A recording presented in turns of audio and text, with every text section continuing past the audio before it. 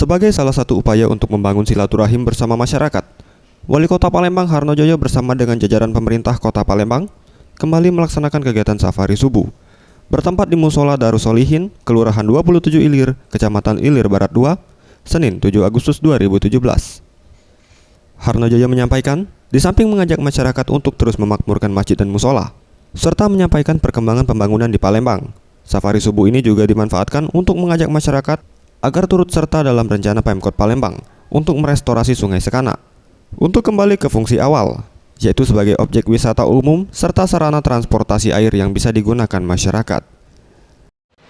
Insyaallah pemerintah akan menjadikan Sungai Sekana ini sebagai sarana transportasi sebagai tempat bermain bagi anak dan cucu kita ke depan. Nah, ini saya kira mohon dukungannya terkait tadi yang disampaikan.